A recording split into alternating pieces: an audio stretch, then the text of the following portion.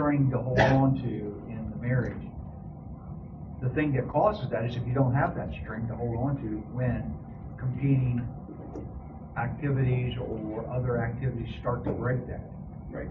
Okay. So we have, the friendship is something we can use to hold on to when things seem to be falling apart. If you don't have that friendship, what's going to hold you together? I suggest it's a sense of self that is competing against that friendship. It's selfishness, my needs versus our needs, and I think that competes against that friendship. Selfishness, wanting what I want, what I think I need over what my spouse might need, competes against the developing of a friendship. Dr. Stanley, in Fighting for Your Marriage, said there's nothing of greater importance to the long-term health of your marriage than for you to stay friends. So we're going to talk about that a little bit today. He goes on to say, relationship deterioration is the loss of friendship is both preventable and repairable. In other words, you don't have to lose friendship, but if you do, you can fix it. And I think that's kind of the positive message of Dr. Stanley's book, Fighting for Your Marriage. Doctors John and Julie Gottman say marriage without friendship cannot work. Do you agree with that? Read that again. Marriage without friendship cannot work. It wouldn't be very fun. Depends on how you define marriage. Depends how you define Legally marriage. versus emotionally. So how do you explain the arranged marriage? The arranged marriage is where they basically didn't know each other. The families make it happen, and then they last for extended periods of time. So they become friends. When we were in Hong Kong and we would go to Malaysia, we met and worked with a lot of Indian families. And those were all of their marriages were arranged. And what they told us was, once you're married, you learn how to become a friend and you learn how to love. And it's a lifetime of a commitment of learning to love and be a friend. That's what they would say to us. Below the friendship's commitment, though. Yes. Yeah. Okay. So let me ask you this question. Describe friendship in a marriage. How do you? Laughter. Laughter. Still my favorite person to hang out with. My favorite person to hang out with. Even if it's just sitting on the couch, but I hang out with them. Okay. Like hanging out with each other. Even if it's just sitting on a couch. Confiding. Somebody to confide in. Confiding. Okay. Like the first person you tell, good or bad, the first person you want to tell something to. Okay. The first person you would tell something to. Share. Person who, when you experience something and you're by yourself, you said this would be so much better if you were here. If you experience something and you're by yourself, your response would be, it'd be so much better if she were here. Trust. Trust. Shared secrets. Shared secrets. Committed to the same thing. Committed to the same thing. Roger, you just almost got called on when you scratched your ear over there. It's like going to the auction and raising your hand by accident. Okay. Someone who supports, someone there's to talk things through, someone who accepts you. How about that? How about someone who you can relax and open up ways you normally would not with others? So I can share things with Melinda that I would never share with you. Going along with what you said about being relaxed and sharing things that you wouldn't share with other people, like just being their true self and best self with you. Being your true self and best self, yes.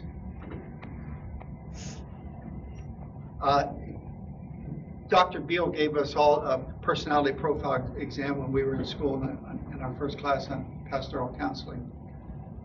And one of the little things he said about me was that you appear to be very open, but you're very guarded. So I thought was a funny answer to the questions about, do you like to walk through a cow pasture barefooted, was one of the questions. But I thought, that's pretty insightful. Are you that way with your spouse? Are there things you'll share with them that you wouldn't share with anybody else? I think so. Proverbs 17 says, Our friend loves at all times. So, what are some questions we should ask about if a friend should love at all times? How do we know that we love at all times?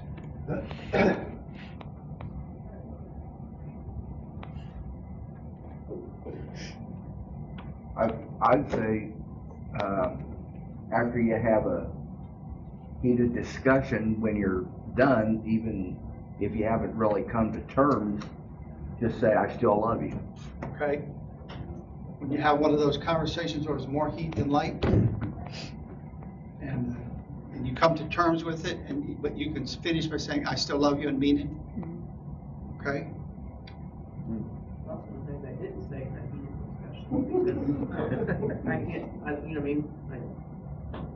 I think I fight differently with him than I would with others because I wouldn't want to permanently damage that relationship.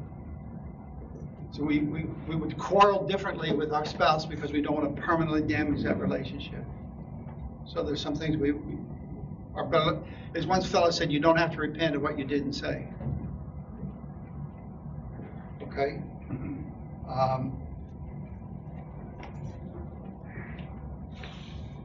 In marriage, what do you say are the barriers to love and friendship?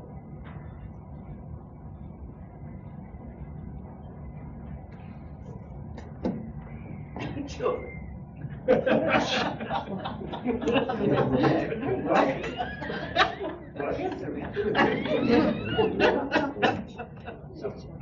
Melinda said to me one time, you're going to make our kids feel like you want them to leave, and I said, I do. I mean, there's just differences in how you deal with things, and you have to work those things out, and it's not always, I mean, the children bring up a lot of good and bad stress, but you're trying to act as one unit, but you have very different ideas.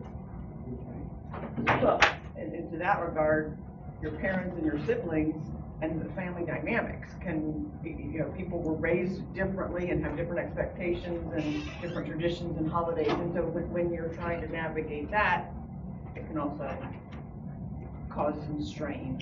Okay? Time. Time?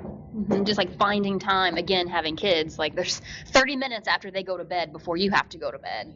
So like finding time and being intentional about that time to develop that friendship and maintain it. Okay. John? We told our kids that never pit mom and dad against each other because we got to live with each other after you're gone. So, you know, if one of you says no, we're both going to say no. Don't go running off to dad after you talk to mom. Right.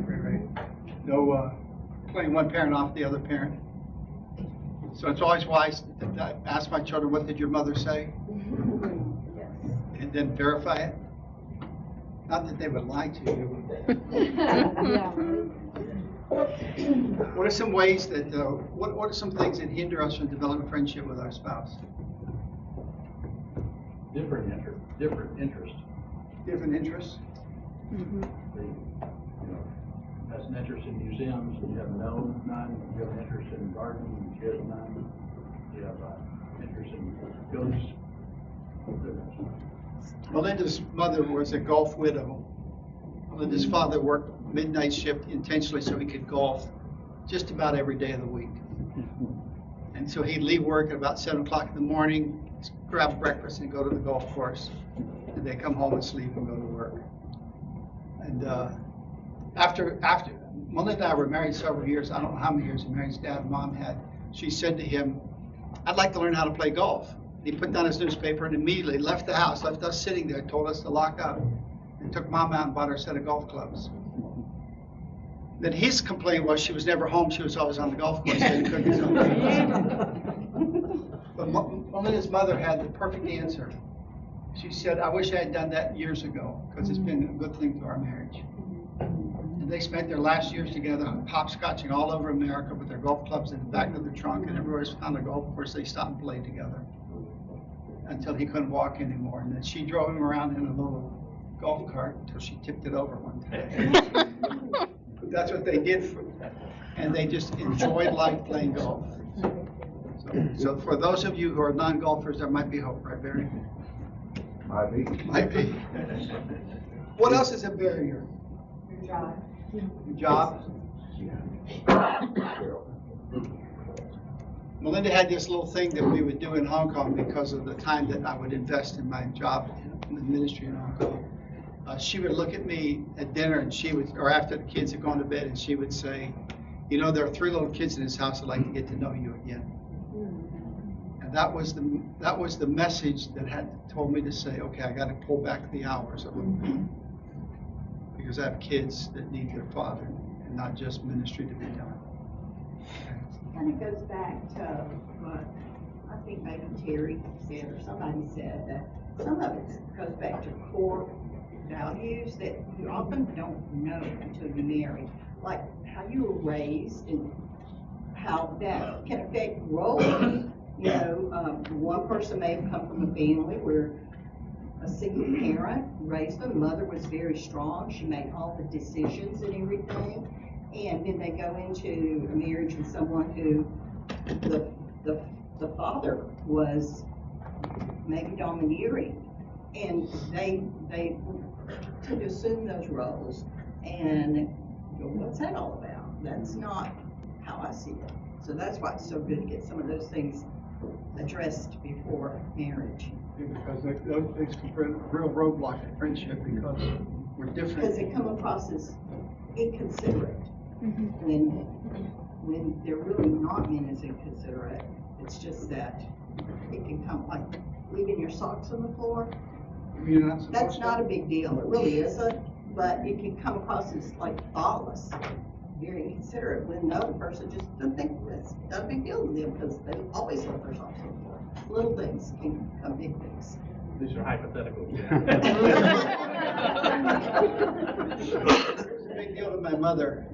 We had that as a constant battle until I moved out. Now it's a big deal at home again. I don't understand why. I mean, you gotta have something on the floor to keep your feet warm, right? Anything else you want to say is a barrier to friendship with your spouse? There's a verse in the Bible that's usually not associated with marriage, but it says, don't let the sun go down on your anger.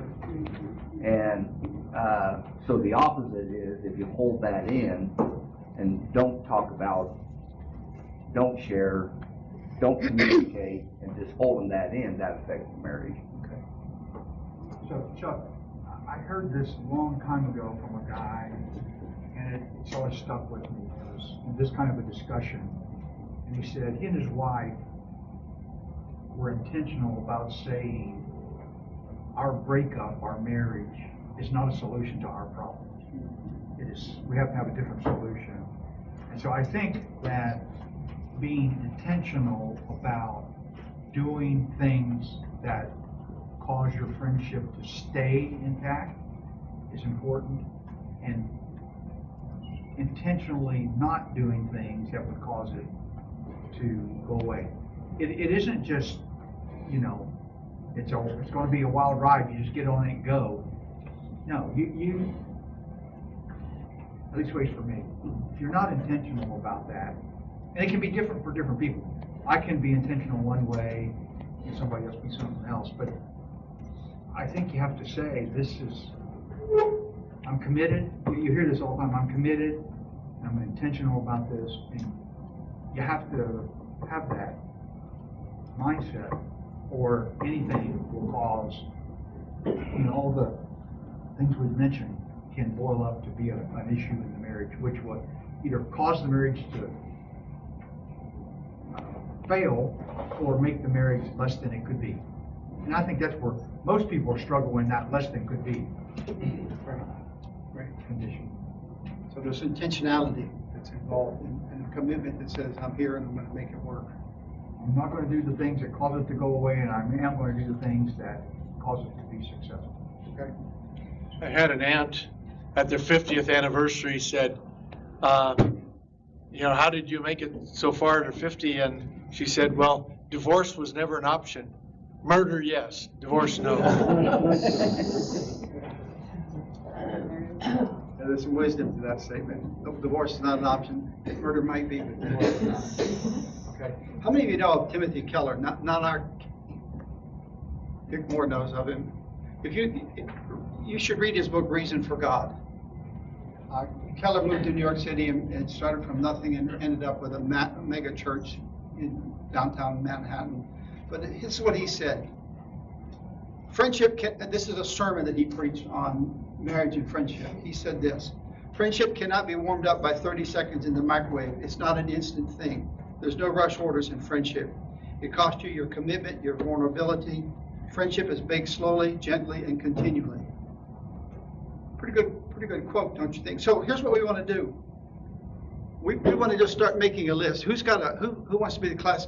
Terry. I think something that needs to be part of friendship is your friend is going to grow and change, and so the friendship is going to grow and change too. If you hold them to you're in this bubble and you can't leave it, you can't change and grow and be, that could be a hindrance too to the marriage and the friendship, of not realizing that people evolve and grow and don't stay totally constant, because life circumstances change things. And you can read a verse of the Bible when you're in your 20s and read it again in your 30s, and it means something totally different to you. So the same thing, your thoughts and your opinions evolve over time, and if you have stayed friends through all of that, your thoughts aren't a surprise to your partner. Right. There's a certain enrichment that goes with understanding that your spouse is going to change and evolve and grow and adapt. And we got to grow with them and not just hold them in a little confined little box and say, you can't go beyond this. You're only my friend if you think this way. Right. So specifically, John, you were going to say something? Make time, plan to be together and be alone, keep conflict in its place, talk like friends. How do friends talk? I suspect, I'm going to be a sexist pig at this moment. I suspect that men and women talk a little bit differently. So how do friends talk? When you're together with a friend, how do you talk? Not your spouse, but a friend. What do you talk about? How things are really going. How things are really going. Emotionally, socially, what have you been up to? Okay. We don't know socially, emotionally, what have you been up to? What are you doing? Talk about anything. Talk about anything. You also just jump right in like no time has passed, like it's an instant connection. Just kind of jump right in with an instant connection. What are some of the topics you would talk to a friend that you haven't seen in a while? Life changes, life updates, new interests, how their continued hobbies that you already shared or knew about were going. Okay. How catch up on what has happened in life, that sort of thing. All right. So now we need a class secretary. Who will volunteer? Dick's got a pen in hand. Dick, you've been volunteered.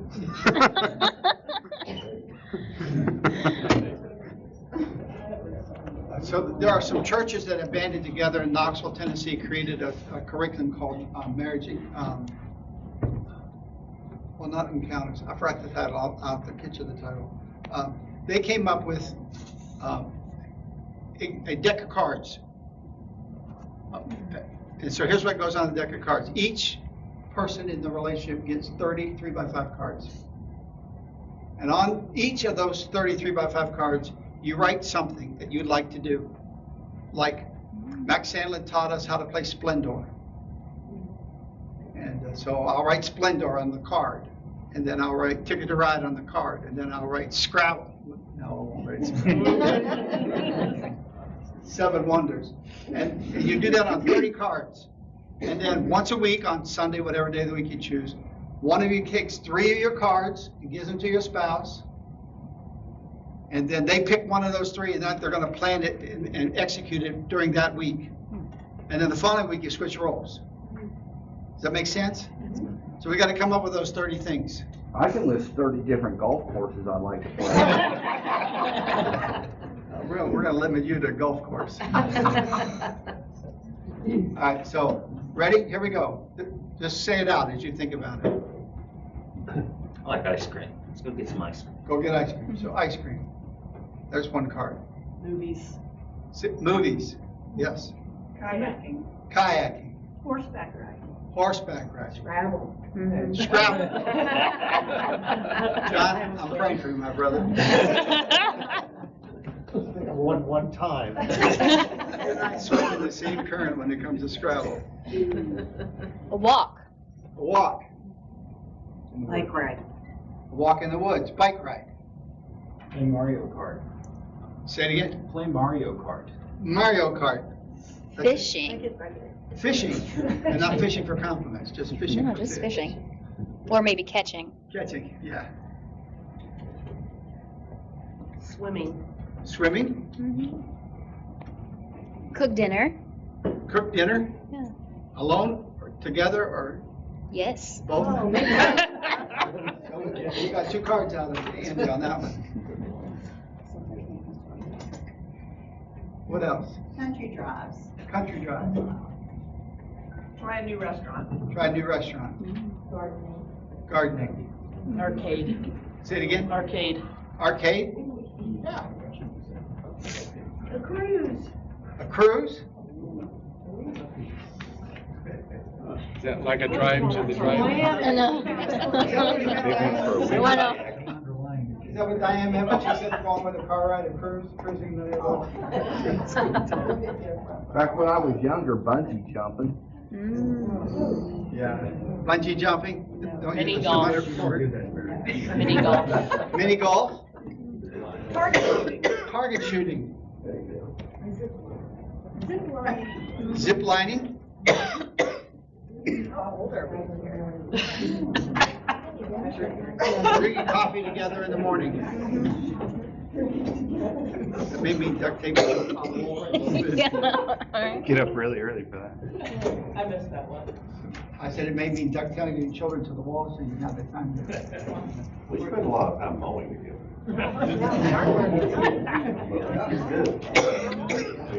We both have time to hold.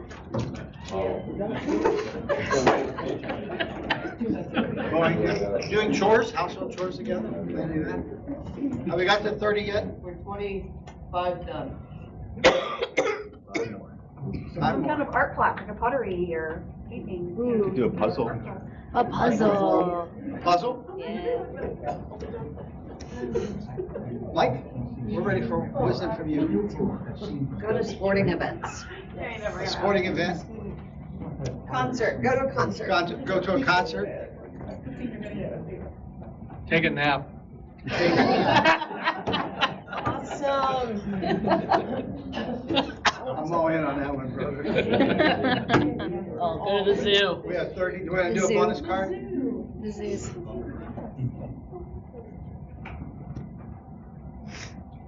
Look at the stars. Ooh, that's a good one. Look at the stars. Okay. I'm gonna hit on the slide. Solomon is her lover, but he's more than her friend. He said, or she says, his mouth is most sweet and he's altogether desirable. This comes at the end of her long list of complimenting his physique, probably indicative of they were having a relationship at that moment. And she ends up by saying, his mouth is most sweet, he's altogether desirable. This is my beloved, this is my friend, O daughters of Jerusalem. So friendship is like the force that holds together the nucleus of an atom. We want to make sure that we nurture it and build it. All right? I got no more. You got anything you want to add? You started class saying engaged people, and so I know this couple, they were engaged, and they were sitting on the couch one night, and they were just talking. They'd been engaged for like years, and of course, naturally, the lady, she's saying, man, what's holding us up? We need to get married. We need to hurry up. And oh, by the way, I need to tell you, these were muskmelons that were engaged. And so anyway, the guy, he looks at her and he says, look, honey, you know I love you, and we're going to get married one of these days, and you know we're not able to go to Vegas because we can't elope.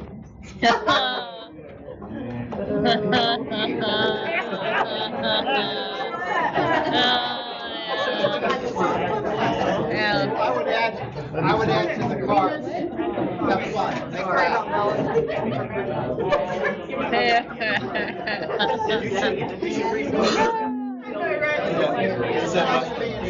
Next week, Dr. Carlos Gupton will be here. We're looking forward to him being here. He's a great guy. Changed my I'll go get the kid. You go get the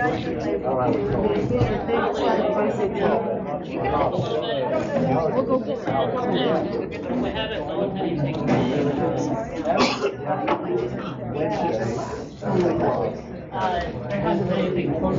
Yeah, they're having.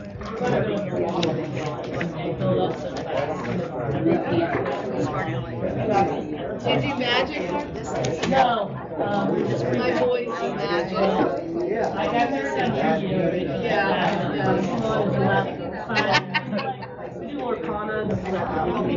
Yeah. Okay. We go back and forth on what we plan with or how much. Lately it's been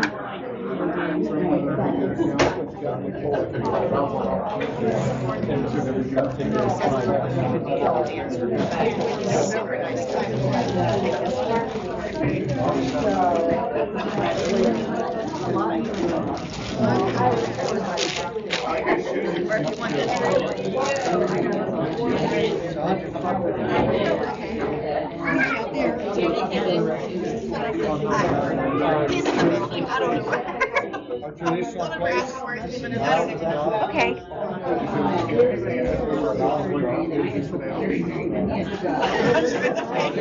That's a little.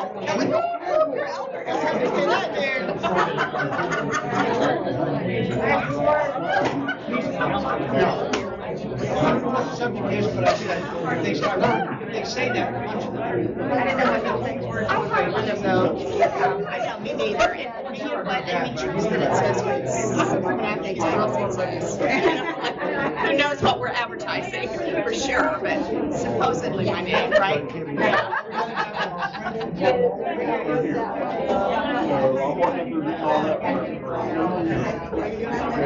No.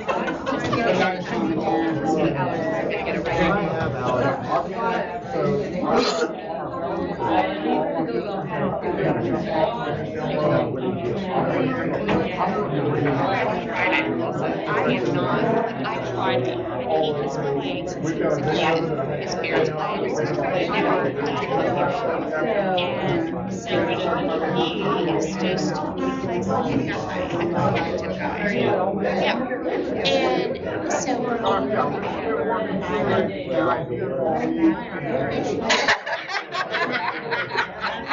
hello, beautiful. How are you?